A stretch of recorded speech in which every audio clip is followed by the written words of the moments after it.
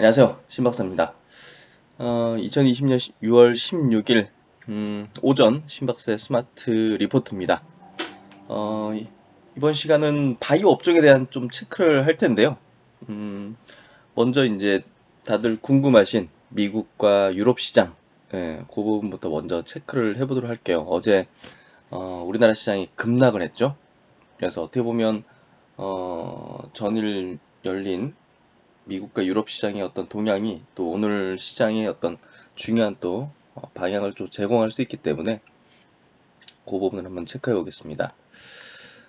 미국 시장이 다행히도 올랐어요.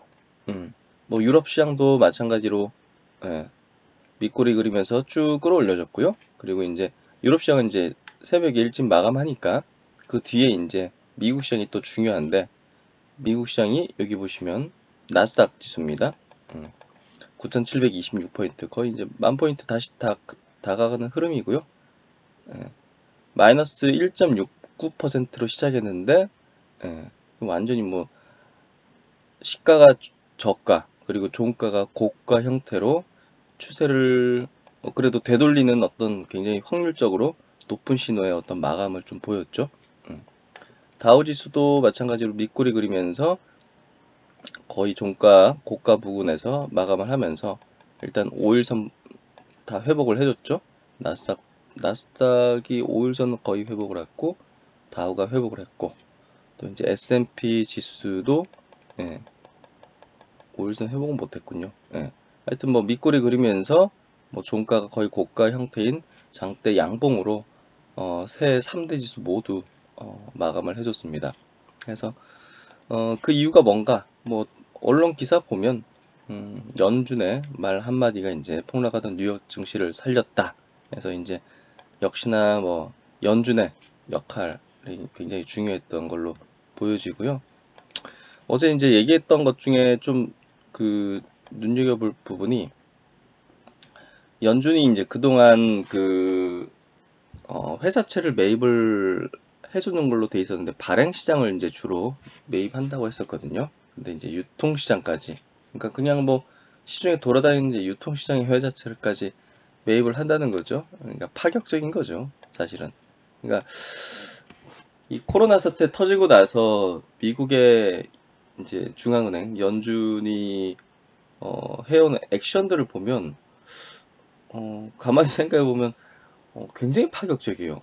그동안 한 적이 없는 그런 액션들이거든요. 예, 유동성 역대급으로 풀죠. 보십시오. 예, 투자 규모는 뭐 300조에 달한다. 뭐 하여튼 뭐 우리가 음, 모든 건 지원할게. 예, 뭐 이런 식인 것 같아요. 하여튼 그래서 뭐 뭐 이 시황에 대해서 그리고 어떤 시장에 대한 어떤 뭐 전망을 할 때 사실 뭐 연준을 빼놓을 수는 없는 것 같아요. 예.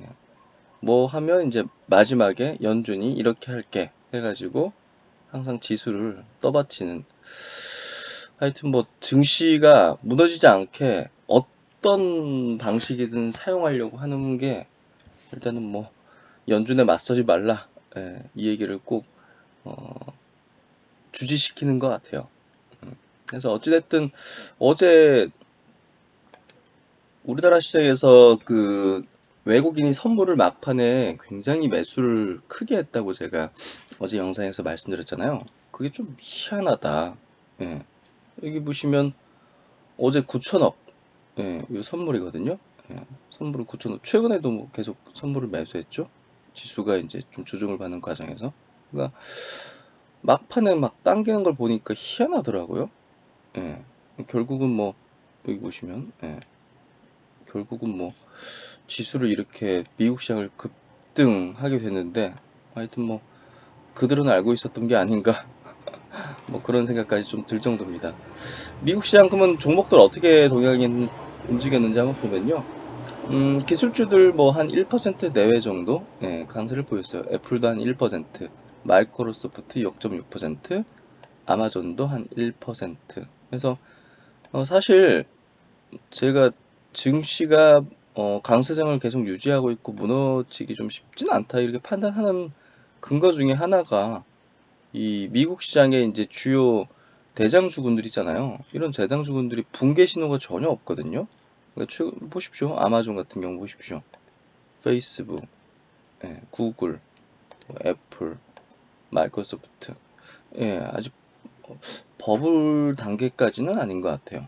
예, 그래서 사실 뭐 크게 뭐 일부 뭐 그럴 수도 있는데 뭐 테슬라 이런 것들은 이제 뭐 그냥 전기차라기보다는 뭐 이번에 스페이스 A 이제 미사일 쏜 거 아니 로켓 쏜 거 보시면 아시겠지만 뭐 전방위적인 어떤 기업입니다. 그냥 뭐 전기차 자율주행 플랫폼 기업에 뭐 우주 항공 뭐 선도 기업 뭐 하여튼 뭐 최첨단 그 미래 산업에 대한 어떤 총알 예, 이런 개념이다 보니까 그거에 대해서 지금 실적으로 이건 설명할 수는 없는 거고 예, 미래의 어떤 그런 가치를 막 갖다 붙이는 것 같아요. 그래서 이게 고평가다 저평가다 이런 개념보다는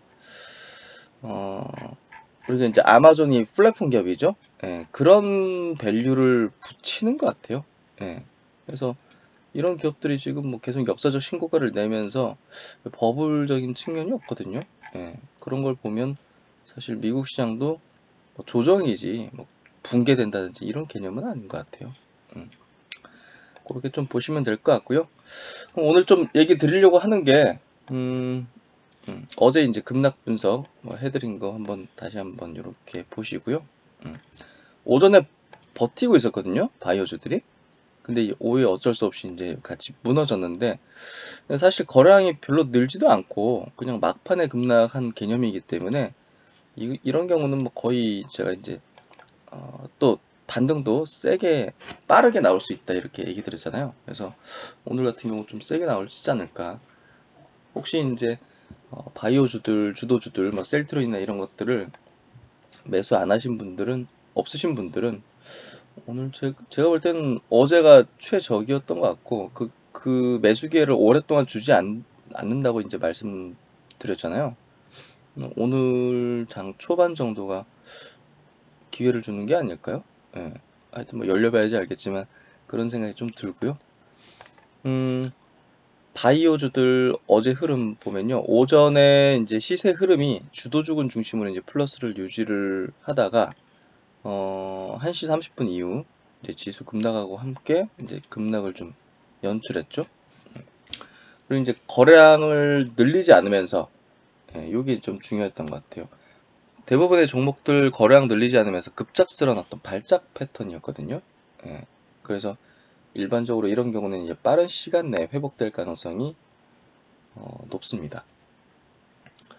그래서 이제 오늘 뭐 미국 시장이 올라가지고 이런 얘기하는 게 아니라 이 자료는 또 어제 만들어 놓은 거예요. 예, 그래서 이런 거량이 이제 늘면서 폭락을 했다면 그걸 다시 또 소화하는데 또 시간이 필요할 수도 있는데 사실 뭐 거량이 늘어나지 않은 채 그냥 급락 형태였기 때문에 그걸 끌어올리는데도 올라가는데도 빠르게 회복력을 좀 보이거든요. 보통은 일반적으로. 그래서 오늘 그럴 가능성이 좀 있을 것 같고요.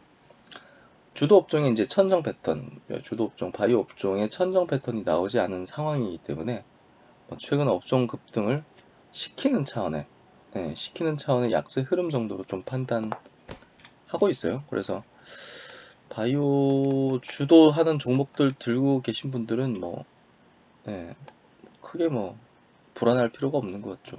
예. 그리고 이제 계속 강조드리지만 코로나 치료제 백신 진단키트 관련주가 이번 바이오의 이제 대세 사이클의 핵심 섹터입니다. 핵심 섹터예요. 그러니까 이제 그 바이오 장세가 펼쳐졌을 때도 이번 바이오 장세는 뭐 항암제가 주도하는 어떤 장세. 2017년도에는 뭐 항암제가 주도했었죠, 당시에. 뭐 신라진, 뭐 HLB, 뭐 이런 기업들. 그리고 이제 바이오시밀러 그때 폭발했었고.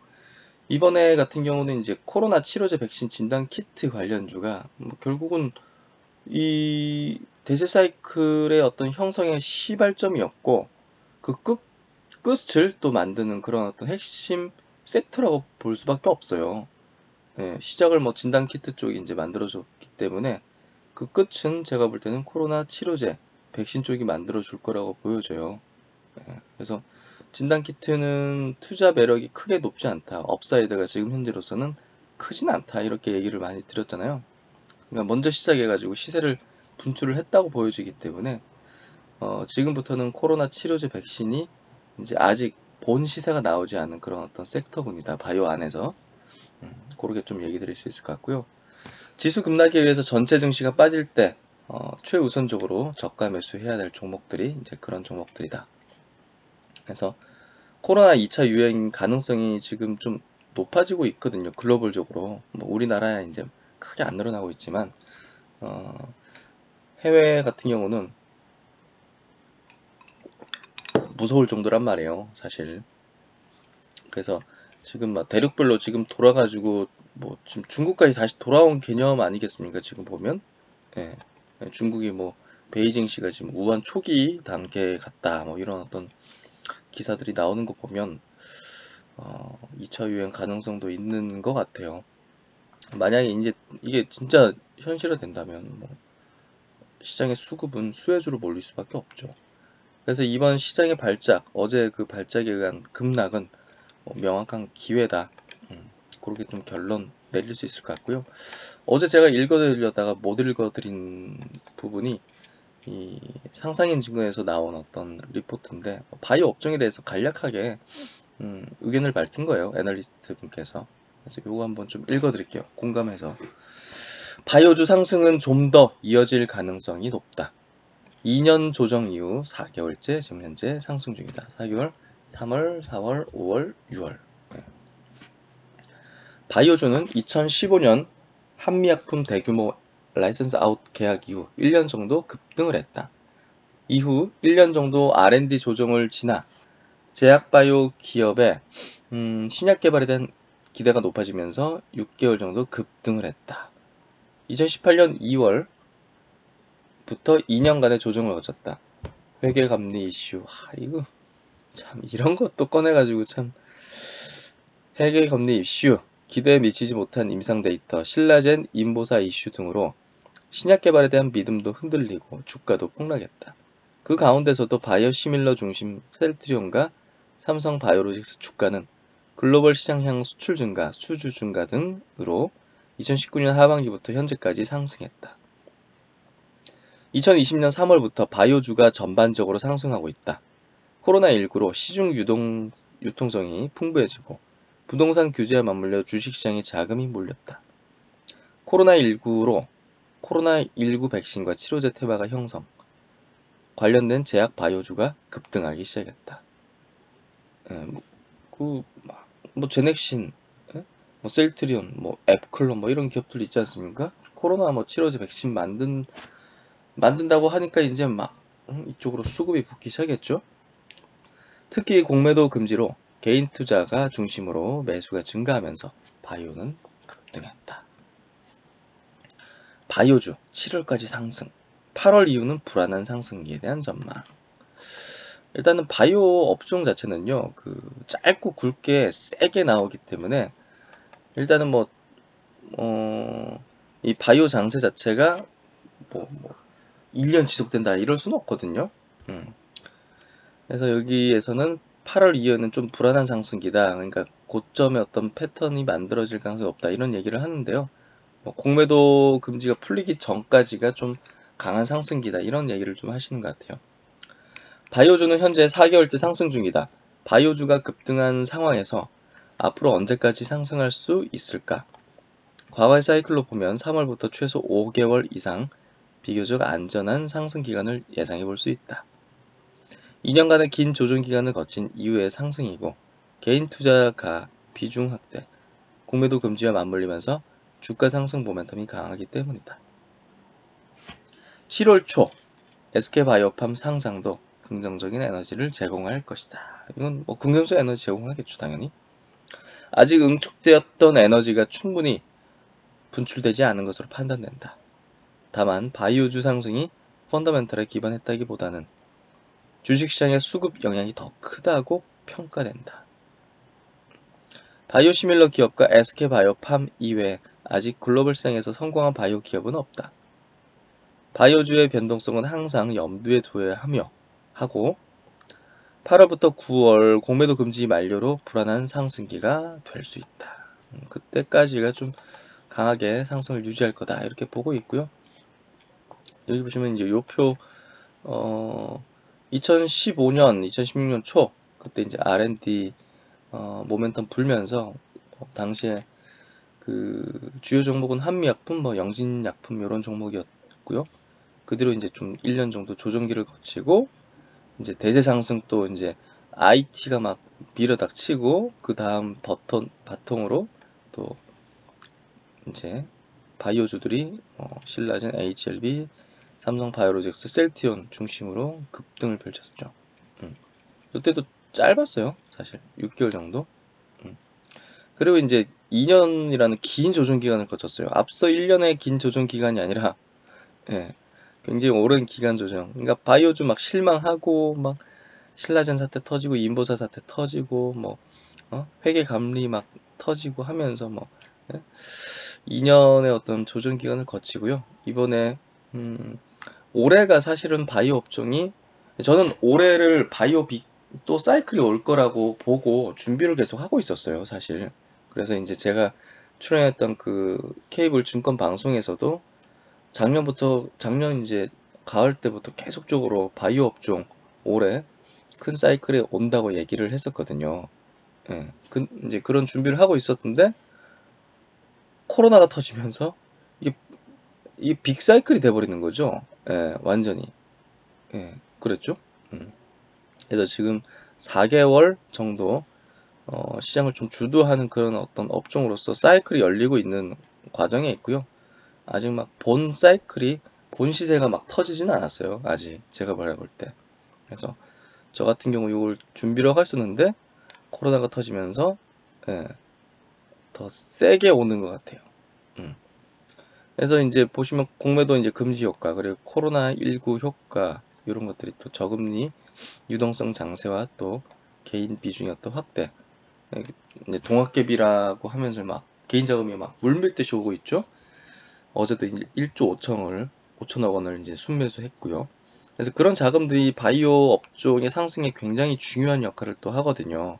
그래서 이런 것들 또 바이오 시밀러가 또 코로나19 사태 터지면서 더 좋은 어떤 호기를 맞았고 또 셀트리온 그룹 같은 경우는 신제품들이 또 미국의 주요 출시가 되면서 폭발적인 실적 급증에 또 2020년이 되고 있기 때문에 제가 선택한 정말 고성장주의 핵심주로 저도 이제 셀트리온 그룹을 선택을 한 거죠.